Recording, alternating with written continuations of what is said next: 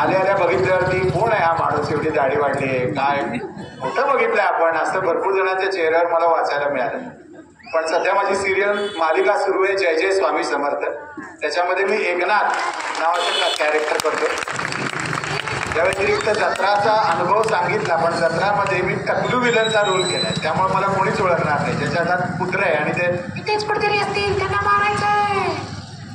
आठवत आहे कोणाला कोंबडी पळाली जत्रा, याला काढ त्याला काढ, त्याच्यातला टकलू विलनचा रोल मी केला. म्हणून आधीच मुद्दामून सांगितलेलं बरं.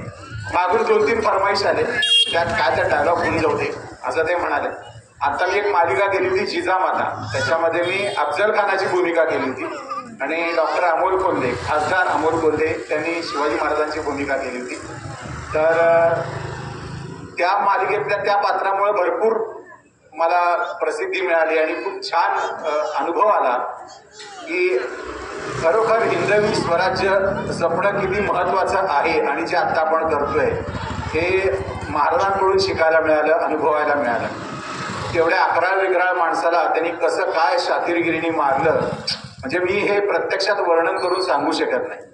त्यातला जो डायलॉग होतो, आओ शिवाजी आओ गले मिलो, आणि लहान मुलांसाठी डोनाल्ड, आता हा प्रकार भरपूर लुप्त झालाय. आता डोरेमॉन वगैरे वगैरे सगळं माहिती आहे.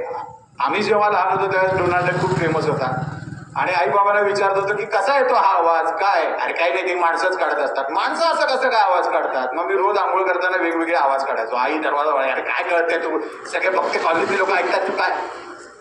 दरवाजा बंद केलेला असता, आपल्याला चान्स असतो फुल आवाज, वेगवेगळे आवाज काढायचा. मग एके दिवशी असा आवाज आला, कसा, मग म्हटलं हे तर काहीतरी वेगळं आहे.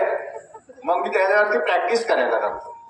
मग मला कळालं की हा डोनाल्डचा आवाज आहे. मग मी भरपूर वर्ष प्रॅक्टिस केल्यानंतर अल्फा टीव्ही मराठी, म्हणजे झी मराठीच्या आधी अल्फा टीव्ही मराठी होतं, त्याच्यामध्ये मी पहिल्यांदा डोनाल्डच्या आवाजाचं रेकॉर्डिंग केलेलं होतं. त्याच्यानंतर गेले आता 14-15 वर्ष झाले वर्ल्ड डिझनीसाठी मीच डोनाल्डच्या आवाजाचं रेकॉर्डिंग करतो.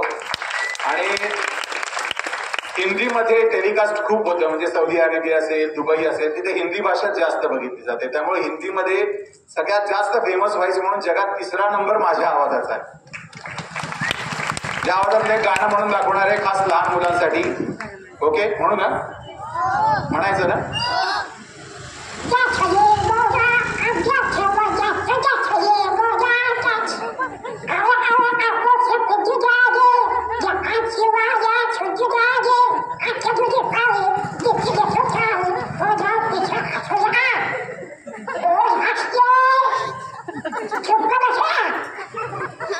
बरोबर आहे.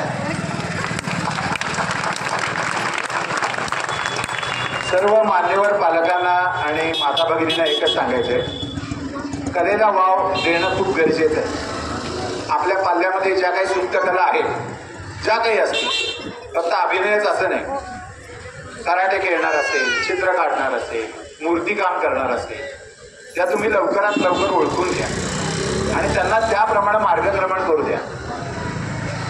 माझी आई मुख्याध्यापिका होती विद्यानिकेतन शाळेमध्ये, तिचं मला भरपूर मार्गदर्शन मिळायचं. माझे बाबा किर्लोस्करमध्ये अकाउंटंट होते, ते सारखं काहीतरी पोवाडा म्हणायचे, काहीतरी करायचे आणि त्याच्यामुळे आम्ही खूप उद्युक्त झालो आणि त्यांच्या कृपाशीर्वादामुळे आज इथं ह्या मंचावरती येण्याची ताकद आम्हाला मिळाली. तर मला सर्व माता भगिनींना, पालकांना विनंती आहे की एक दुर्बीण, एक डोळा असा ठेवा की आपला मुलगा कशात हुशार आहे, कशात शातीर आहे, त्याच्यावर फोकस करा आणि त्याच्या कलागुणांना वाव द्या.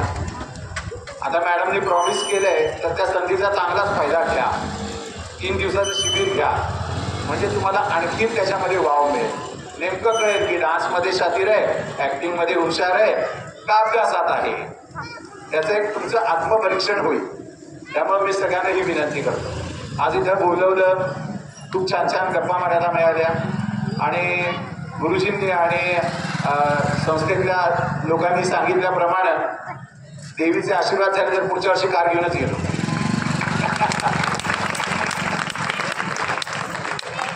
असंच प्रेम आणि शुभ आशीर्वाद असू द्या. मनापासून आभार मानतो सगळ्यांचे, बजरंगपासून सगळ्या कार्यकर्त्यांचे मनापासून आभार मानतो. धन्यवाद.